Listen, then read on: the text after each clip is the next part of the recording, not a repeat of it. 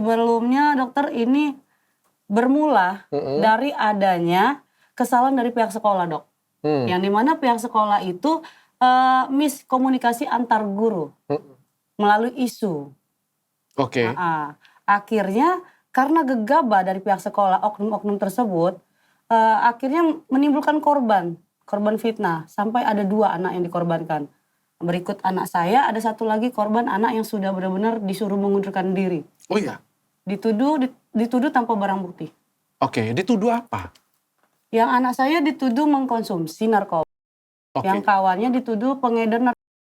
Oh iya? Kelas 1 SMA? Iya. Kelas 1 SMA? Iya. Kayak gimana sih ceritanya sampai akhirnya Marlina dituduh? Awal mulanya kalau saya pribadi yang saya tahu, itu anak saya itu dia ini lagi jam istirahat ya. Iya. Lagi di jam istirahat, dia itu berdua sama si Hafiz katanya. Hafiz ini temen dia yang dituduh pengedar narkoba. Oke.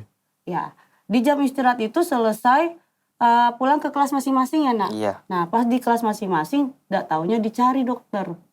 Sama kalau anak saya langsung dicari sama Pak Lukman. Oke. Selaku wakil kepala bidang humas di jurusan bengkel TSM, teknik sepeda motor. Oke. Guru sekolah ya? Iya, guru, tapi dia wakil kepala bidang.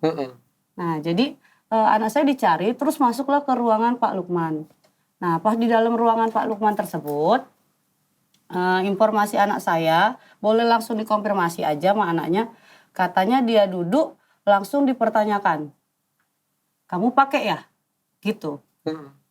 Aku tidak tahu apa-apa jawabnya. Aku tidak tahu apa-apa, Pak. Aku nih dari kantin, bahasanya Pak.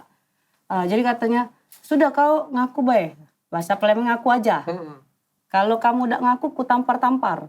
Ku bawa ke Kapolsek kau. Lain urusan kalau sampai Kapolsek katanya. Tinggal ngaku. Anak masih tidak mau menjawab. Abang ada nggak jawab? Nggak ada. Berapa kali banyak pertanyaan yang sama? Sampai 15 kali. Sekitar 15 kali menekankan pertanyaan yang sama. Berkali-kali. Berkali. Berarti ada indikasi pemaksaan. Memaksa anak untuk mengakui, Dok. Apa yang dia tidak lakuin.